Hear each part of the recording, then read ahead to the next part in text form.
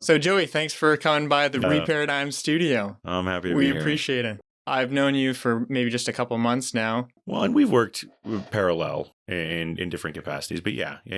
I'm happy to be on. Yeah. Tell us a little bit about yourself. I think the primary reason you have me on is I was a 6-year vet. Yep. For the United States Air Force. I did military police work, which I did not do much actual police work. I only did a little bit of actual police work and hated it, and was very, very happy to be assigned to security side. But then I am considered a Yankee white clearance, to give that jargon. That means I've never had a speeding ticket. I've never gotten in trouble in any way with the law in any fashion. And so they were like, yay, we can put you on PL1 or protection level 1 resources. So there's 4 different protection levels of rating that assets get. Protection level 1 is the highest you can possibly go.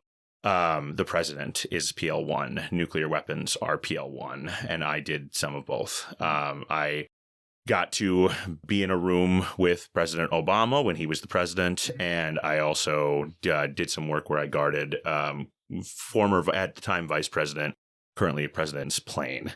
I got to sit in front of that quite often. I actually have a funny story about that. Hop right in. Go ahead. Hop right in. I say, funny story.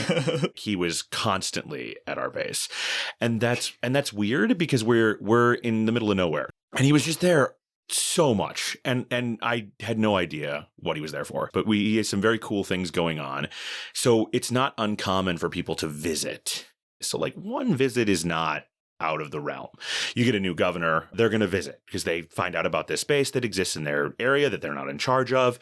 And it seems really important. So they're coming to visit. He was there like 7, 8 times. And it was just constant and very annoying because I'm sorry, but it was. I was entry control certified, and I was one of the few people that had that certification for protection level 1 resources at night. I worked on mid shift.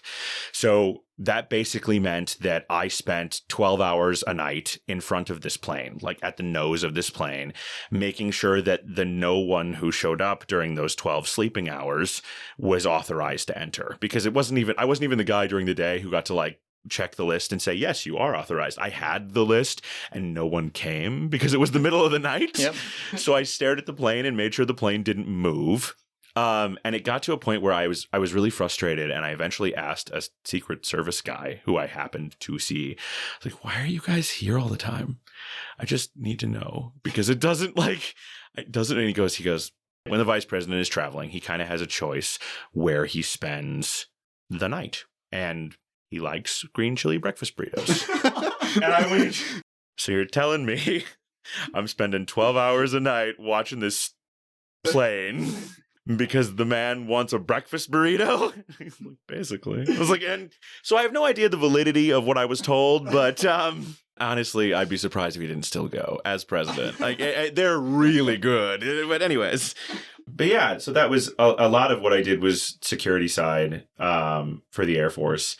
And then when I finished with the military, I decided that wasn't the way my life was going to look. Yeah. And I decided that I wanted to do something that was in line with the faith I now had, do something that was in line with my Christian beliefs. And I felt like God was calling me to ministry. Yeah. And so since then, I've been pursuing through volunteer work and through currently going to seminary, youth ministry. Yeah. So what years were you in the military? I was in the military from 2010 to 2016. Okay. What made you want to go into the military? We're a military family. So my grandfather was in the Army. He was a cook who did not see combat really in any way, but got a Purple Heart when he was shot while cooking eggs.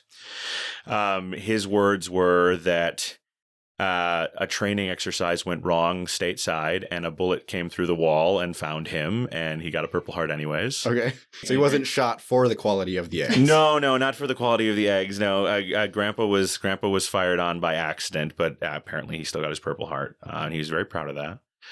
But he talked very, very, just lovingly of his time in the service and really kind of encouraged. And I have 2 foster brothers, and we all 3 were in the military. In the family, very much in the family. Yeah. Oh, yeah. We're very much a military family. So it was very much encouraged, and I felt like it was a good way for me to do police work, which is what I wanted to do. Yeah. Well, tell us a little bit then about why you got out and your kind of crisis of new faith, I guess, while you're in the military. So there's a couple of things that led to me getting out.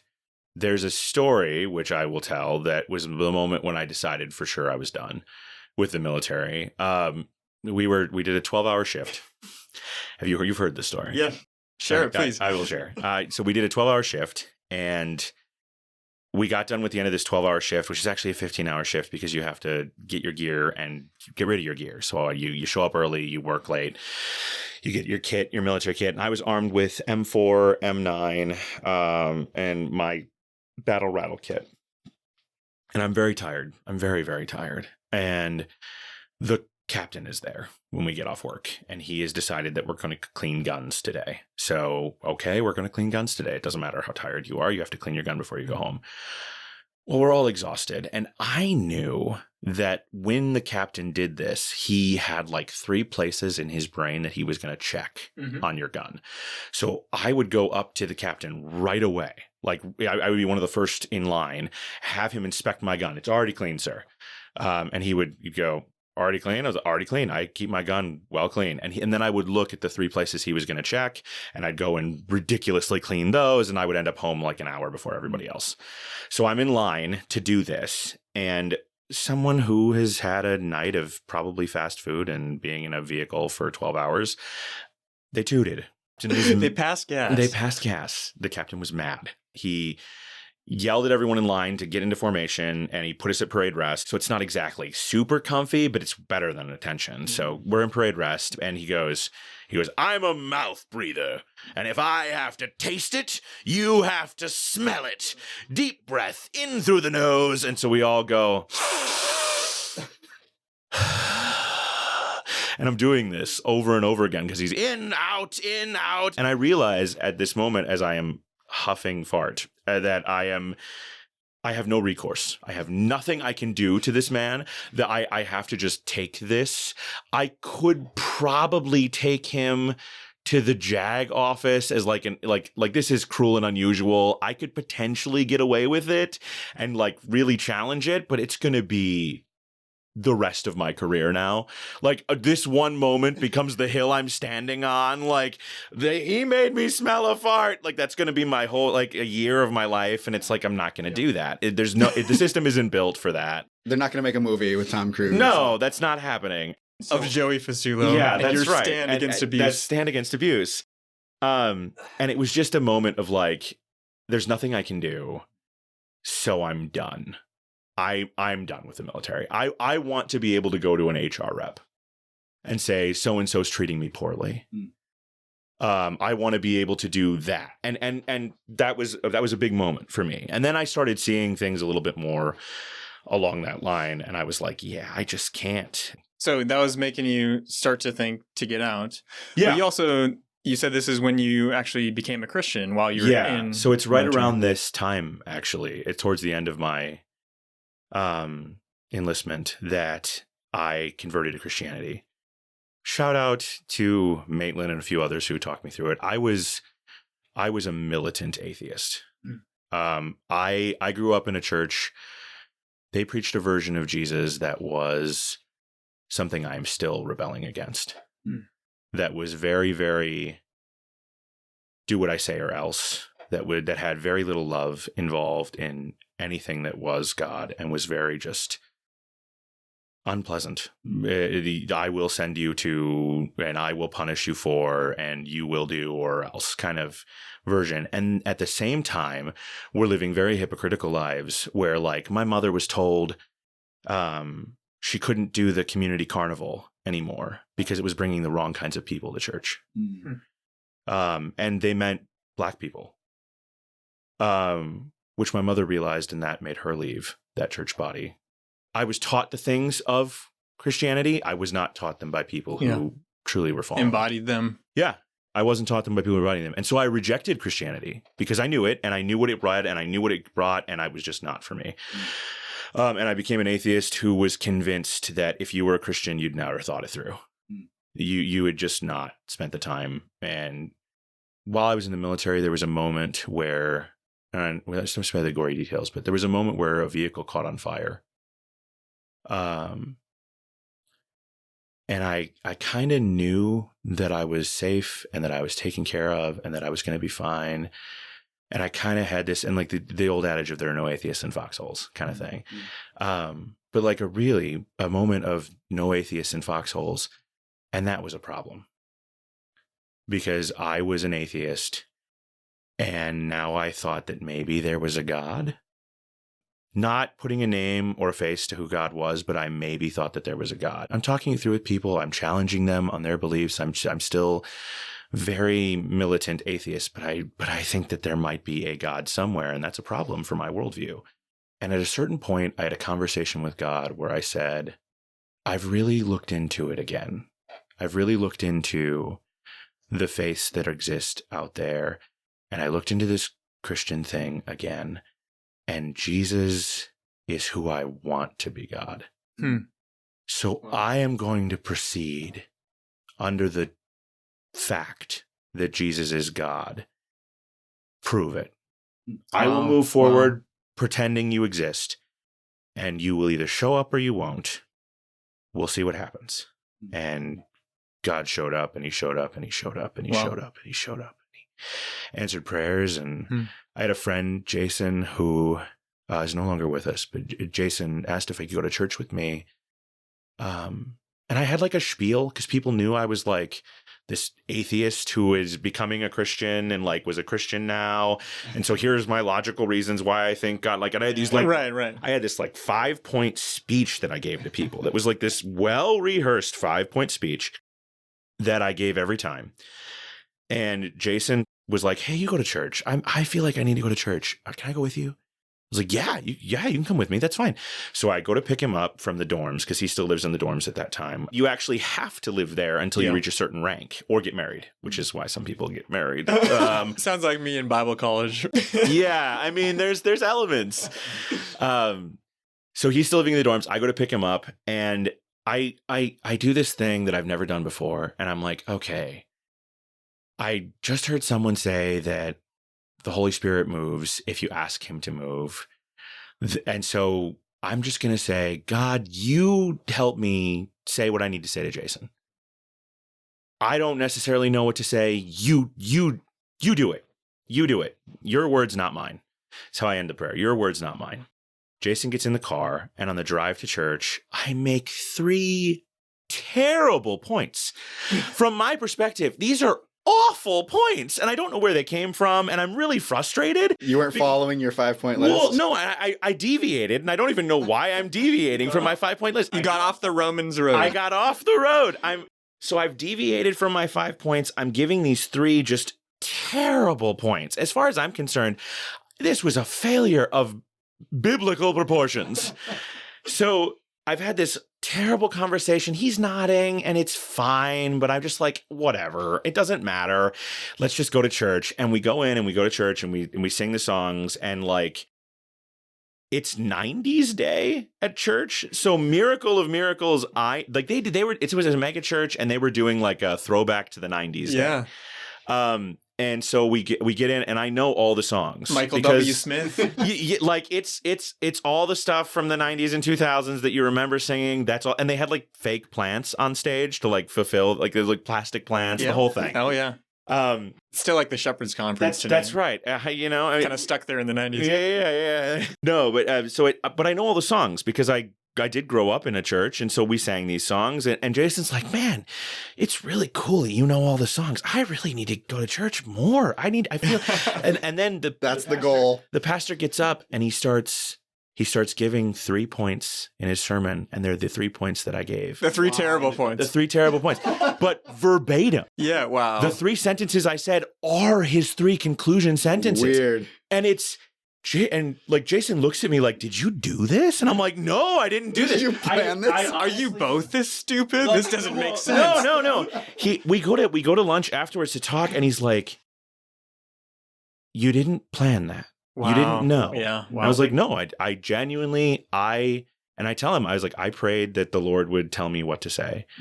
And he goes, I said my whole life that if I ever saw proof, I would convert. Well, I just saw proof, and I don't know what to do with it. He was a Christian a week later.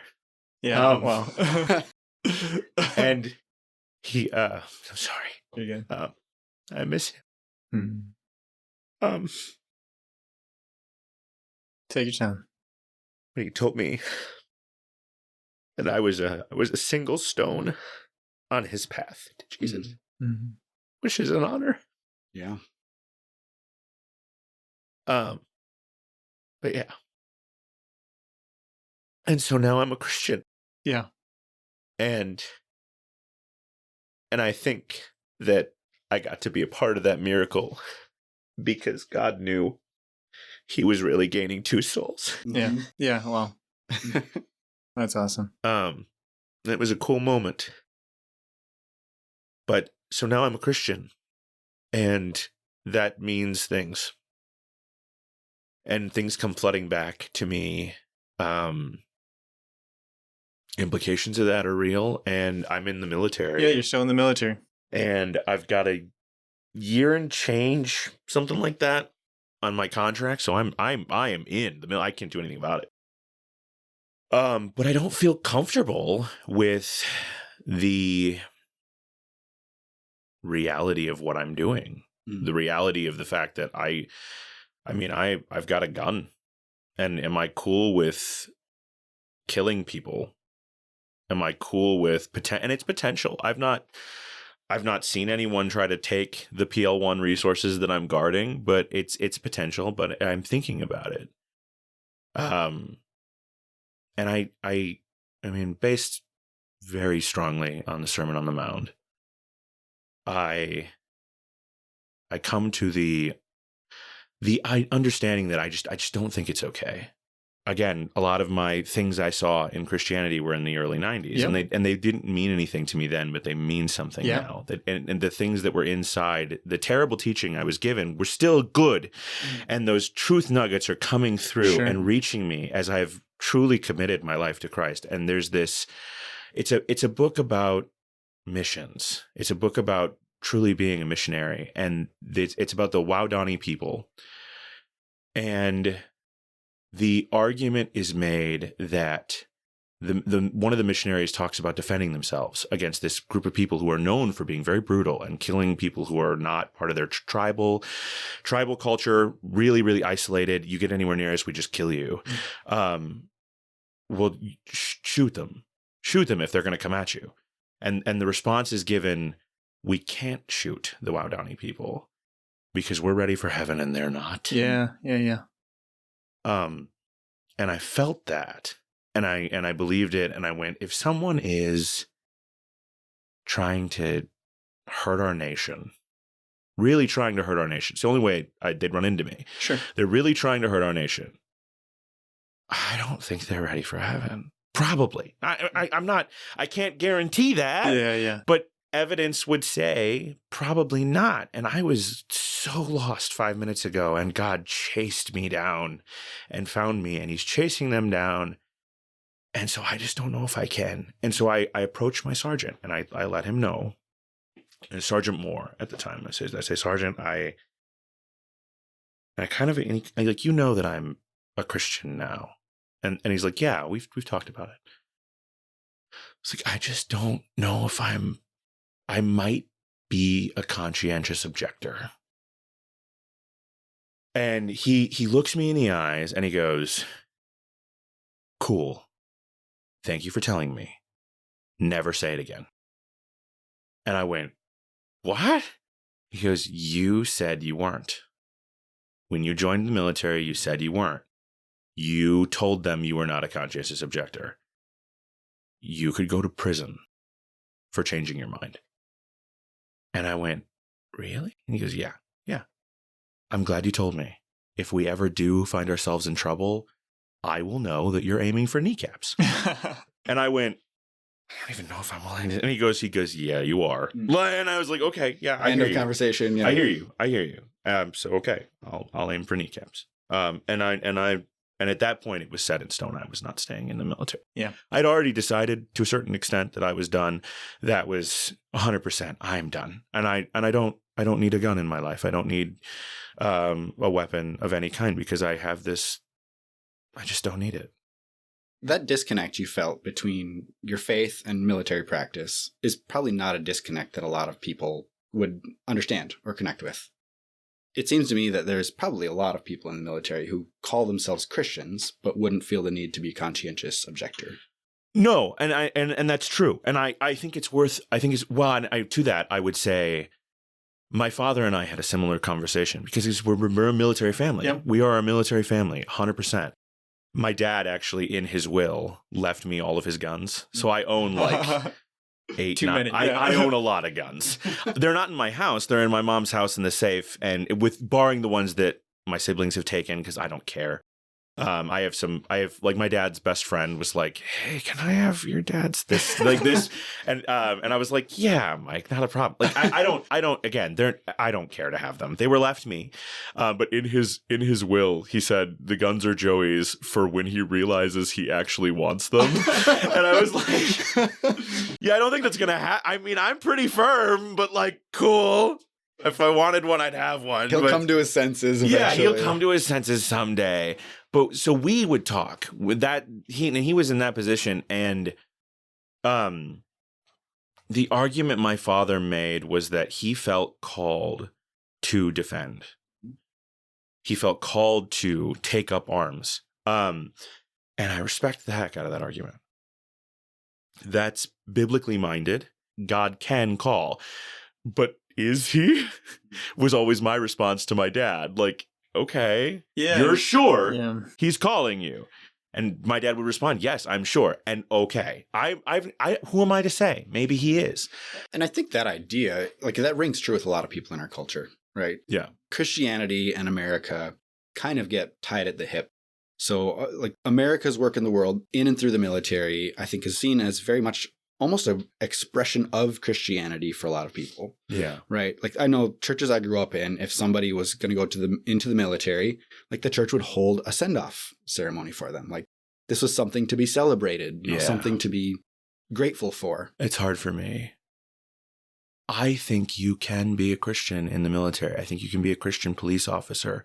You are asking for a harder path. You are walking a harder path, and you are saying, I'm okay with killing people. To a certain extent, you are. I'm not saying that that isn't potentially a thing. I can't be a Christian and in the military. And you said in your personal experience, just sitting with the Sermon on the Mount very much shaped your worldview on this. Yeah. So, I mean, we Christians affirm Jesus is the ultimate revelation for however else you interpret the Bible, for however else you deal with difficult passages. At the end of the day, we say Jesus is the Word of God made flesh. And so when in doubt, follow Jesus. Well, you follow Jesus and you get something like the Sermon on the Mount. So then that kind of gears someone like you, and frankly, someone like me, to a skepticism that would have to be overridden by very strong reasons why I would ever not embrace a nonviolent ethic. I agree. I also think that we are fighting a real fight, a spiritual fight that exists in our life, and that Satan lies. And I know that that's a hard point, but it's one I wish I had made more with my dad. How do you know? How do you know that you're called to take up arms and that you're not being lied to take up arms? How do you know? And I'm not saying that God doesn't occasionally call, but like occasionally, and with reservation and with time after time after time of offering a different path. To your point, I mean, I can think of occupations even within our civil governmental structure where we Christians are involved with being judges, being jail keepers. You know, when people commit crimes, even heinous crimes, pedophilia, murder, stuff like that, where Christians are like, you know, I want to be a part of pursuing justice in this situation, because letting it be is even worse. And really the just war tradition, the just war Christian tradition that came after Augustine, basically, really emphasizes that they are not starting from a position of nonviolence or a position of Sermon on the Mount type ethics. They're starting from a starting position of, we want to do justice in the world. Because that also seems right. That also seems biblical. Yeah. Whereas kind of the pacifist Sermon on the Mount kind of starting point, that was maybe the more ancient Christian tradition after Augustine seems to have shifted to a more justice-oriented, in which the Sermon on the Mount type ethics can more often be worked around. Yes, that's a good way to put it. Yeah. But that tension's there for sure, because a lot of Christians, do. Can I tell you the military's answer to that? Yes, please do. There's a couple different things that are said in response to this often. Chaplains will sit you down. And I've been sat down. Again, I had a year and change left on my contract when I started really talking to people about this and trying to figure it out. The responses I got were fairly, in all honesty, I think they're well-reasoned arguments that allow you to justify. Mm-hmm. Number one, there's this logical argument where the person goes, okay, you're in your house. Yeah. Downstairs, Classic, yeah. Downstairs, someone's being stabbed. Do you do anything? Mm-hmm. Of course I do something. Of course I run downstairs and stab. Okay, great. Now it's your neighbor. Yeah. Do you do anything? Well, of course okay, now it's a block away. Now it's a mile away. Sure. Now it's 10 miles Yep. away. At what point is it not you have to? If you know someone's being hurt, you have to step in and do something about it. And to a certain extent, yeah, you stop someone from doing something that's violent if you can. Yep. That makes perfect sense. Yep. That's not what we're doing. But that's why, by the way, I've used this language, pacifism. Technically, I would actually never call myself a pacifist, because I would obviously use my body to try to stop someone that's harming somebody that's more vulnerable than me. Of course I would. And I wouldn't even feel bad about it. I just would. And I think that's probably the Christian thing to do. It seems like that example you gave where, what if it's your neighbor? What if it's the person 2 streets down, et cetera, et cetera, et cetera? It seems like that is basically the idea of a government keeping their citizens in check to some degree. If they do violence against another citizen, they will protect the innocent citizen, of course. That is the basis for our laws. That is our basis for our system of punishment, of confinement. Whether or not it's rehabilitation, et cetera, there is a degree of just protection of the innocent, and there's a degree of retribution in that. It's also used to justify the defense or of the military police posture that we have as a country. There's this policy that's put in it called the defense first policy, meaning that we don't engage, we get engaged, and then we win. So in that response, okay, so this to me appears to be a big difference then. If you are, say, a judge or part of a jury, and you are part of sending some person to life in prison, for example, a murderer, for example, it seems like that's a perfectly justified thing to do as a Christian, even with a nonviolent ethic, because they were harming somebody. If, however, this is where we maybe get into warfare, where we get into a state taking up arms against another state or another group, because let's just say injustice was done to them. They were attacked first. And now, what do? We go and win. That's right. It seems like that step right there will involve 2 things that make me very uncomfortable as a Christian. Number one, the enemy, whoever attacked me, I am now going to paint with a pretty broad brush and kind of draw a circle around who the enemy was that attacked me. Even if it wasn't just the combatants, people adjacent to the combatants, they will all be my enemy now, and they will all be treated as such. And I will do justice against them too. Even if they didn't do the act, well, they're adjacent to those people, or they have the same nationality. Or they protected them. Or the same religion. Yeah. They voted for them 10 years ago or something like that, right? So a broad brush is used, and then people who didn't commit the violent act are being harmed. And that makes me a little uncomfortable. The second thing is, too, even though Western nations say we don't target civilians, we don't target the innocent, the non-combatants, all Western nations that I know of, you can give plenty of examples of this, they are all fine with and justify collateral damage, right. Meaning even though they will not, we say, let's take our word for it, we say we will not bomb somebody's home because they're non-combatants. It's a child eating with their family. we will justify bombing that home if there's a target that we want, a military target underneath that family. And we'll do it. And we do it all the time. It is a thing that our enemies know and use against us. I don't think there's a better example of an enemy knowing that and using that against us as what's going on right now with the Israel-Hamas war. Yeah. And we will just justify it. We will say, well, they shouldn't have hid behind that 3-year-old, and we'll drop the bomb. That's what I was building to. We've got this mentality. Well, we have no choice because they know that we don't want to kill a 3-year-old, and therefore they're living with a 3-year-old because they know we know where they're at. We could blow up their building at any time. And so they've brought children into that building so that we won't blow it up. That might be true that they know that. And that might be true that that's their bad motivation. At the end of the day, though, it seems to me that the one who drops the bomb has the moral culpability. That was my point.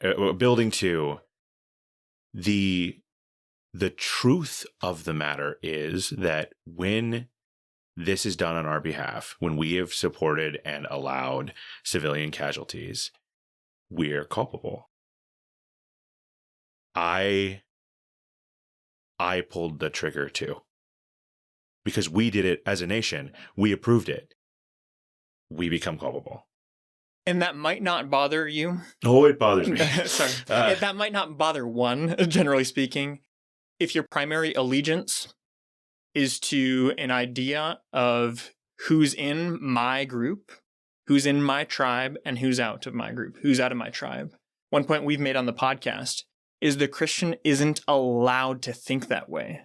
Yeah. We're commanded to not think that way, to not prioritize one's ethnic, racial, national identity along with any other identity. We're not allowed to think in terms of they are my enemy because they happen to be part of this group. Therefore, even though they didn't do harm, since they're adjacent to that group, well, sorry, you're collateral damage. It seems to me something we're prohibited to do. I agree. To allow participation in it's collateral the thing damage. That Paul is trying to promote throughout almost all of his letters is this idea of a new potential nation that we become a part of, that we give away our old self and become part of the new self. And the kingdom of God ethic. Yeah. I'm not an American. I'm a Christian who lives in America. Because of that, I care about what happens to America, but... Yes, if that is our conviction, this is how I put it on one of our episodes, I think that we are committed, if that is our commitment to the kingdom of God ethic, to the heaven ethic, we are not allowed to think and to operate within the old frameworks, the hell ethic. Yeah. And it's easy to operate within that framework if our allegiance isn't to King Jesus primarily, but is primarily something like national allegiance or, God forbid, partisan allegiance within a nation. That would be even worse. Yeah. It's scary how much of your identity becomes the military when you're in the military and until you get out of that.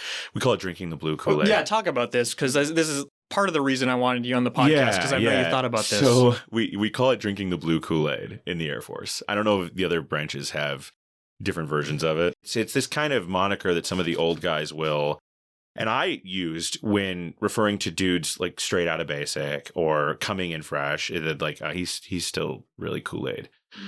He still really drank a lot of Kool-Aid. It's like, oh, okay, I get it. I get where you're at. I've been there. I've been in the hoorah, we're gonna take the whole world place.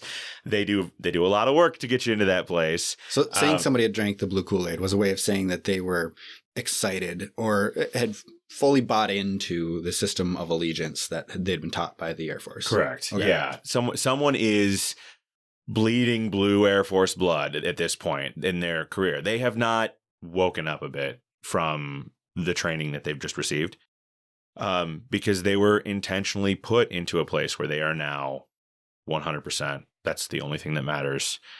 And that's done intentionally and pretty effectively. So this is basic training is what you're referring to here? Yes, I am referring to basic training. There's an element of basic training where you're taught to not think. the best way to say it is the point of basic training is not to make a good soldier. Tech school is how you get a good soldier. How you get someone who's trained to effectively use a weapon, effectively use different kinds of weapons, effectively use drive the MRAP or drive a Humvee or whatever it is that's going to be a part of your job in the military. That's all tech school. You get all that information in technical school, which happens directly post basic. So you basic and then technical training. And based on the job you take, your technical school could be anywhere from a few weeks to a year. And I was going to be a cop, so my tech school was not nearly as long. But that's where you get your I'm going to be a soldier training. Basic, that's not what it's about. The best description I was given, which I have used to try to explain it to people, is that basic is about I need you to take that hill. As your commander, I need you to run up there and take that hill and get it from whoever has it. And I need you to do it without thinking about it because I told you to do it. Because if you think about it, you're not going to do it. That's what basic is for. Fully unquestioning, just allegiance. Loyalty and obedience. Obedience primarily. I won't question. Oh, obviously my own fears are put aside, but even my own moral qualms are put aside. My own religious affirmations I are put don't aside. even want you to be getting to a place where you can think of your own moral qualms. Right. I want you at a place where I order and you do. My words are gospel truth. That's right. 100%. And that's reinforced. I mean, it's reinforced and reinforced and reinforced. That is, an order is an order. And like, that's why we get the defense of like, well, I was following orders because I was following orders. Like you do things and then you think about it later and maybe go, that wasn't the best thing. I shouldn't have done that. But like in the moment, you were given an order. So you do the thing. And then sometimes later on you go, well, that was pretty dumb. Like I probably shouldn't have been smelling farts. Like that's a weird thing to have chosen to do, but I did it because I was ordered to do it. And I didn't even think about it because like until it was, I mean, in the moment I was woken up because it was unpleasant, but I mean, I just did the thing because that's the thing I was ordered to do. You need to do exactly what I say when I say it, period. And you cannot screw that up. You have to do what I tell you to do. It's an order. My wife has this story where I was a very good troop who was very squared away and learned very early on that if I did the thing they wanted me to do, I would get treated better. And Ruthie and I were dating at the time, and she had come to visit me. And I had forgotten my lunch. I had forgotten food. And I was on a position of authority for like one of the first times. I was whining to my master sergeant that I'd forgotten my lunch. I was like, I'm like hungry and I forgot my lunch. He's like, we have standby troops. I was like, what? He's like, order them to go get your lunch. I was like, I can't do that. He's like, yeah, you can do that. They're standby troops. They'll do whatever you tell them to. Order them to go get your lunch. And I was like, okay. So I like walked in, like, kicked the door down, like, hey, you're going to get my lunch. I left it. Ruthie's going to unlock the door for you. We're going to let you, can get my lunch and she's going to hand it to you. That's what's going to happen.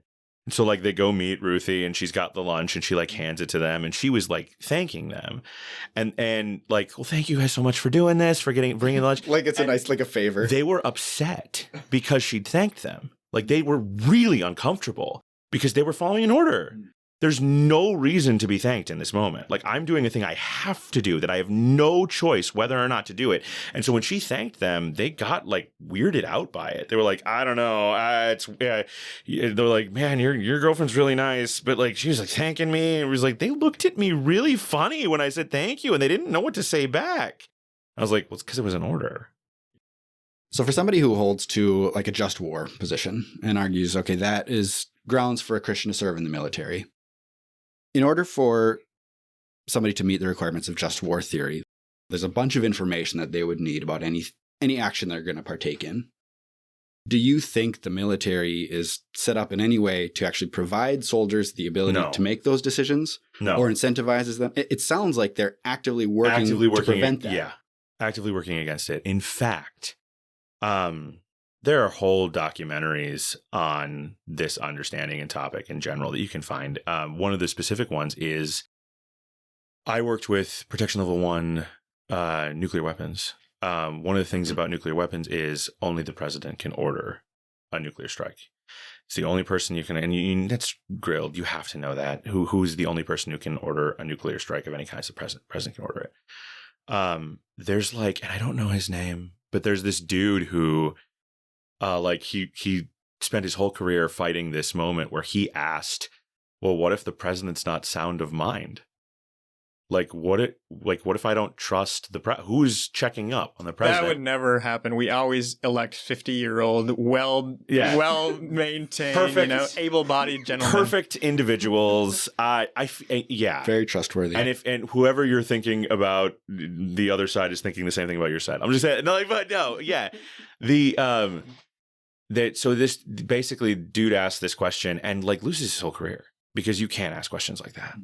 And I don't remember the name. I'd have to look it up. But we were taught that story in the military while guarding nuclear weapons as a reminder that you don't ask those questions. Mm-hmm. Not as hey, here's this crazy thing that happened once. It's so good we've outgrown that. It was no, learn from this. Yeah. You need that's not your question to ask. Sure. And so you hear that and you internalize it and you go, oh, okay, it's not my question to ask. I'm not supposed to think about those things. I'm just supposed to do.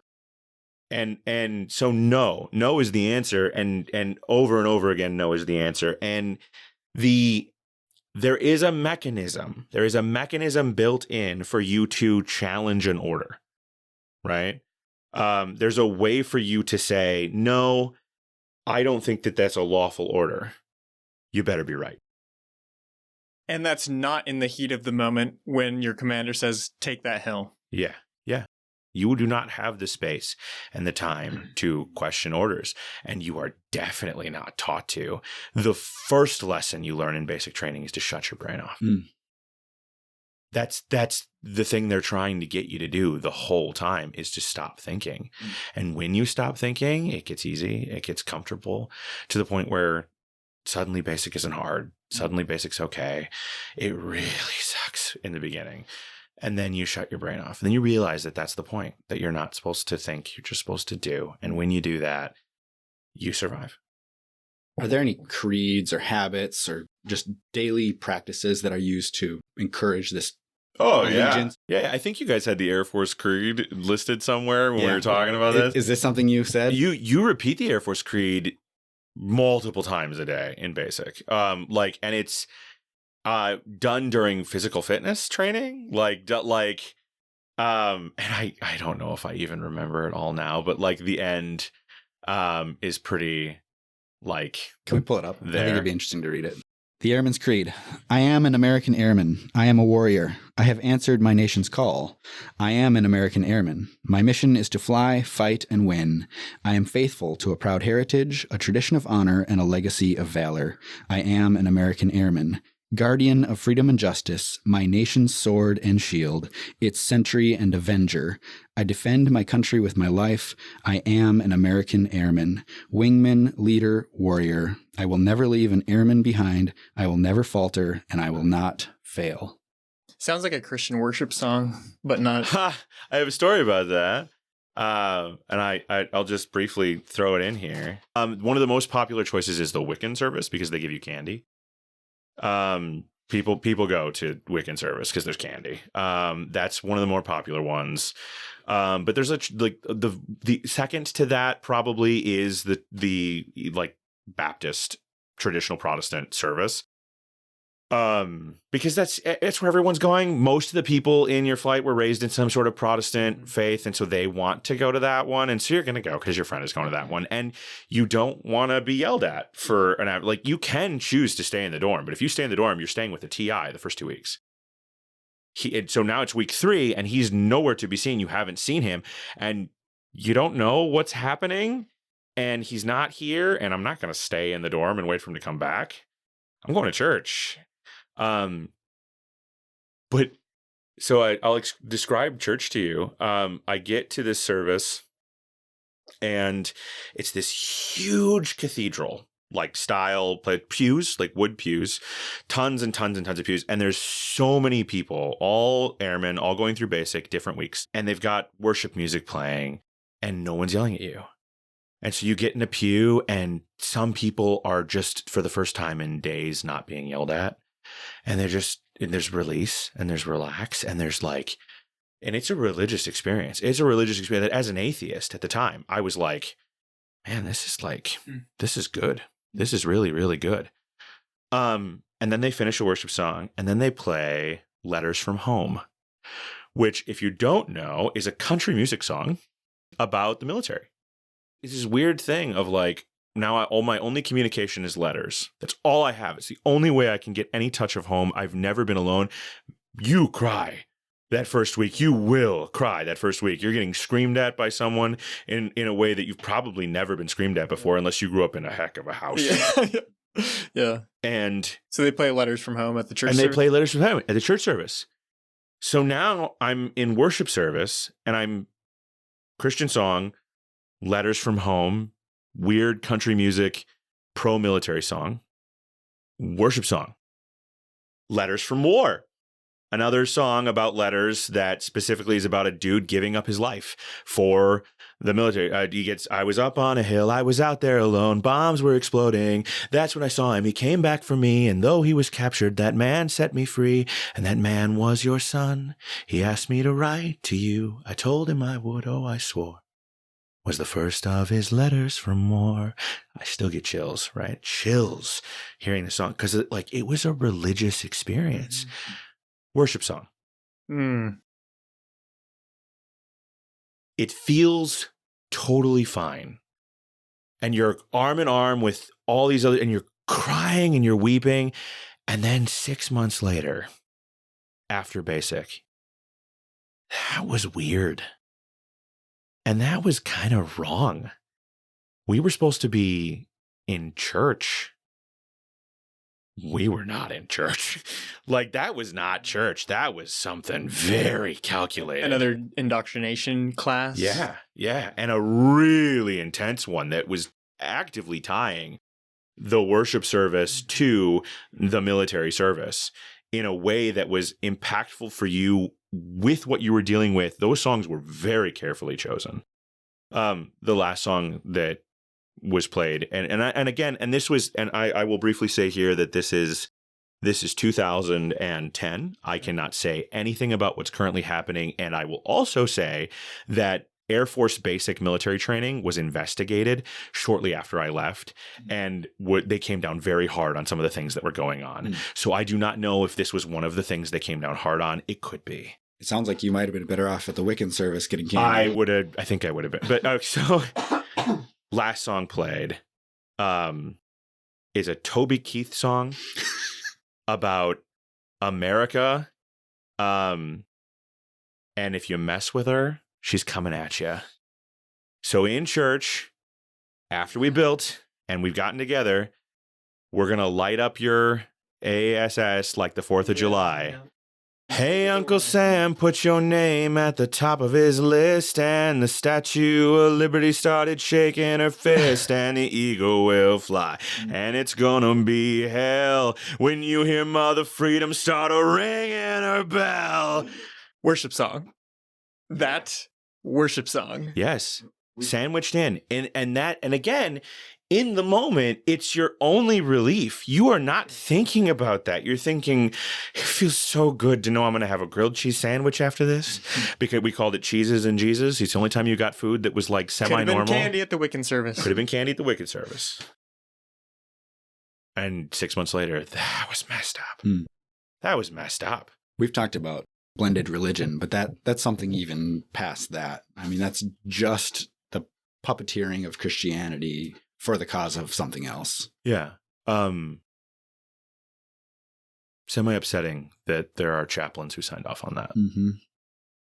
You've talked about this Christian idea, especially espoused by Paul, that Christianity is supposed to cross all of these boundaries between people. That it's supposed to move people out of the typical boundary lines that divide people and drive people into violence.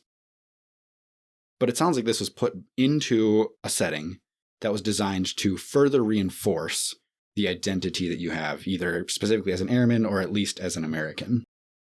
Brainwashing exists. We know brainwashing exists. Somebody spent a lot of time making basic very, very carefully a thing that makes you take that hill.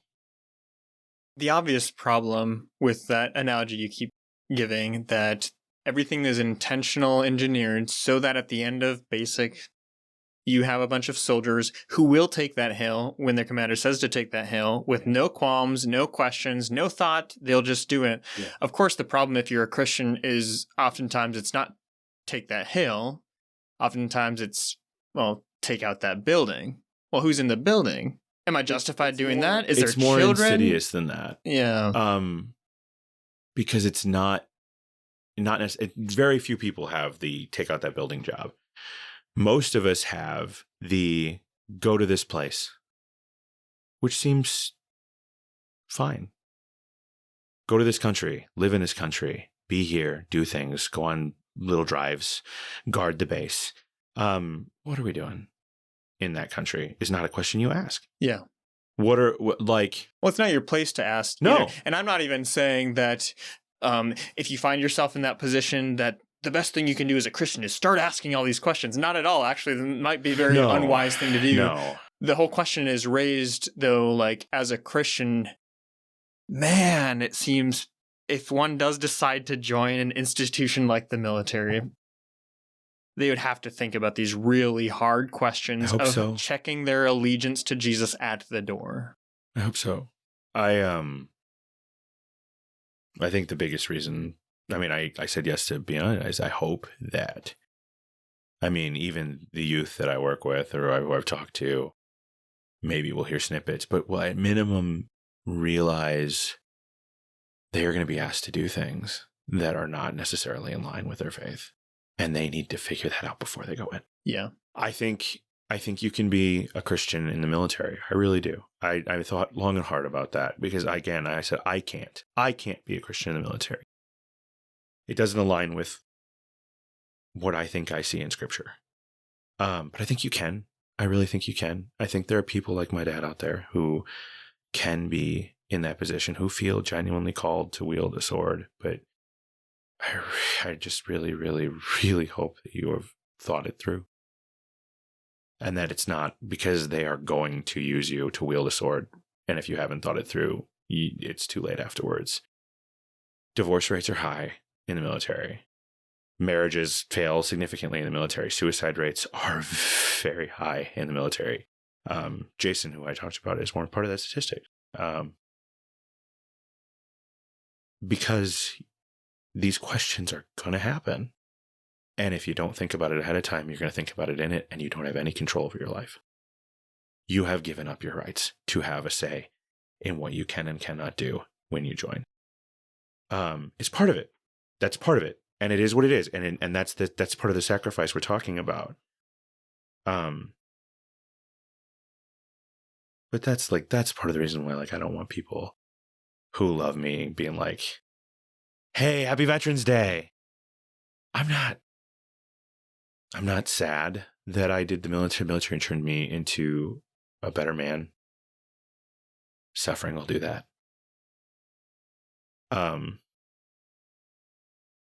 I found Christ in the military. And I wouldn't give that up for anything. And I met some of the best people I've ever met in my life. I have such good friends who I maintain relationships with from that time of my life that I care so deeply about. The best time of my life that I would never do again, no matter how much you paid me. Thank you. Thank you for putting some experience to what are otherwise sometimes heady conversations. Matt and I have not been a part of an institution like that, and so we read books, we think about these things, we have our ideas, we think we're right, we think we're following Jesus, we think we're faithful. Thank you for sharing your experience, your unique perspective, being someone who's been very much a part of an institution like this. And what I'm hearing from you is at least Christians, be thoughtful, maybe be initially skeptical about your national identity, about whatever the cause may be. Maybe consider strongly where your allegiances are. Yeah. And only after you've done that, maybe think about whether or not we can be a part of any institution that would call us to check any of that allegiance at the door, Yeah. or in what context, in what specific domain, etc. Yeah. It's a weird place. Cause I'm like, it's something I wouldn't change, not necessarily I'm proud of. There are things we tell ourselves about who we are at the core of us, identifiers that we attach to us. The stories we tell ourselves that we live in. Yeah. I like to think that the only one I really hold on to is I am someone who tries to do good. Truly. I want to say that's the only one I'm truly holding on to. I'm a Christian because I am someone who tries to do good. And I see good in Christ, and God has shown up and proved over and over again that was the right call. But I mean, if God was to reveal to me divinely that I'm on the wrong path, I'm not going to say that, like, no, I'm just going to stick in this way. I do not think it's plausible to be revealed that Christianity is not the truth. I think Christianity is the truth. But I mean, like, if I was to be told tomorrow divinely that I need to be a Catholic, okay, that's not a problem. Protestant Christian is not a core of who I am. Core of who I am is someone who tries to do good. So what captures you most about Christianity then? It's not a tradition, obviously. No, it is the personage of Christ. The idea of God reaching out to us in a way that is unique to any other faith. That in no other faith is there nothing you can do that only God can do, and only God reaches out. That is a God that is not a mean kid on a hill with a magnifying glass. That is a God who loves you and takes as many steps towards you as you take towards them. That is a God worthy of praise. That is a God worthy of my admiration. And when I try to be good, I see good in the personage of Christ, like unlike anything else, something I can really chase after. And it just makes me sad that we let other things sit next to that and who I am. Because I want the absolute best for my country. And I'm not sad that I served it. I want what's best for my nation more than anything else, because I'm in this nation currently, and people I love are part of this nation. Yeah, your family's here. But I am, when I look at my soul, it doesn't say American. My allegiance is not to America. And I wish we, as a body, were more that way.